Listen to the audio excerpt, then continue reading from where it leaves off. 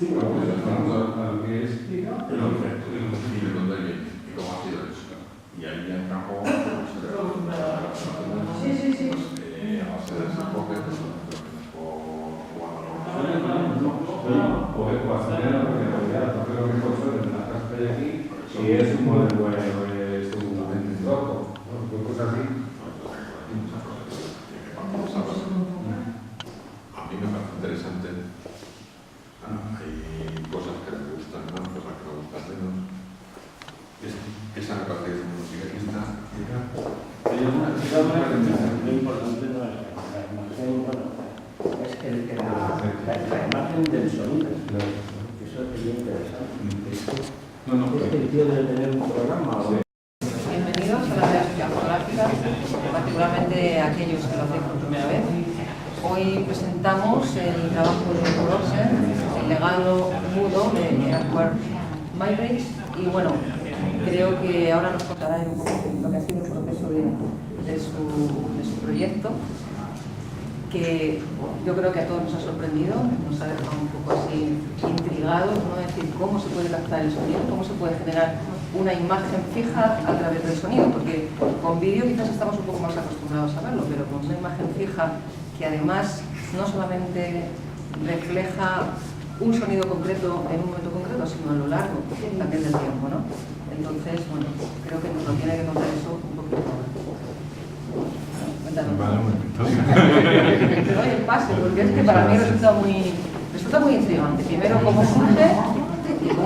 surge a través de un personaje y cómo llega a su trabajo final, que es el de los paisajes sonoros, que son todas estas obras tan maravillosas que nos ha traído hoy.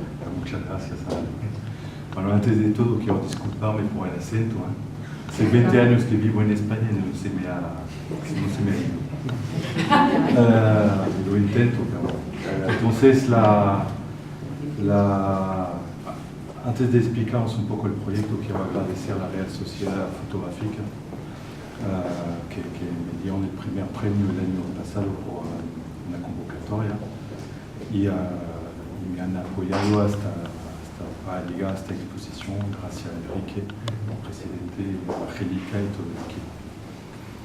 Quiero agradecer también hombre, tengo que agradecer a mi madre, porque si no, este fin de semana no puedo comer en su casa. Antes que se me olvide. Con la vuelta que le empiece. Por miedo, y después me trae. Agradecer a Alberto García Lix, que me ha hecho un regalo escribiendo este texto que tenemos en vinilo en la pared. Quiero agradecer también a Frédéric, no sé si está aquí, sin ella no hubiera conseguido todo lo que he conseguido para esta exposición. El proyecto, lo que pasó es que en el año 98, en el Hotel Drouot, que es una casa de subasta en París, se venden unos objetos que pertenecían a Edward Muybridge. Muybridge hace parte de la historia de la fotografía, es un personaje del final del siglo XIX que seguramente conocéis esta serie de fotos, consigue fotografiar la secuencia de un galope de caballo. Porque es un momento importante en la historia de la fotografía y también en la pintura, porque antes que él fotografiara el galope del caballo, se pintaba el caballo al galope con las patas al extremo, ¿no? de un lado al otro.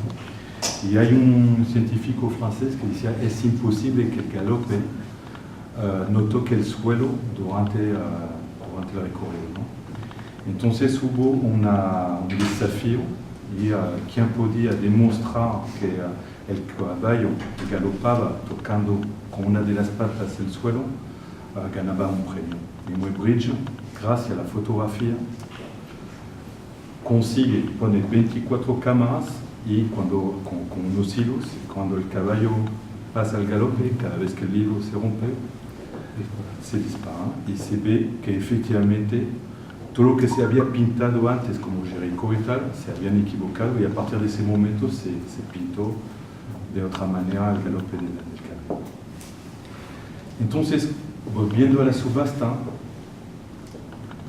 los objetos que pertenecían a Muybridge son unas placas de vidrios, 4 placas de vidrios, una foto, un boceto y una carta. Y las placas de vidrios que están en muy mal estado, cuando se remasteriza, cuando se intenta, se ve que hay unas imágenes que son muy curiosos y están relacionados con un título, que es una etiqueta que escribió. Y se entiende que ha intentado de captar el sonido, de captar visualmente el sonido. Y hay una carta que Julio Verne le escribió y que habla de estas conversaciones con Muybridge. Y hay un intento de boceto también de la cámara. Entonces mi trabajo, cuando yo descubro esta subasta del 98, que es una persona que conozco, Rafael Daboville, que es propietario hoy de estos objetos, lo que me viene a la cabeza es que hoy es fácil de coger un archivo sonoro, digitalizarlo y traducirlo en una imagen. Bueno, parece fácil así cuando lo comento, pero realmente nadie lo había hecho, o no me consta que alguien lo había hecho, y al principio fue muy laborioso porque no conseguía nada, las fotografías no tenían relaciones ni nada. Y un día fue con un poema de Michel Houellebecq, que es un novelista y poeta francés provocador, que fue vecino de mi madre, además.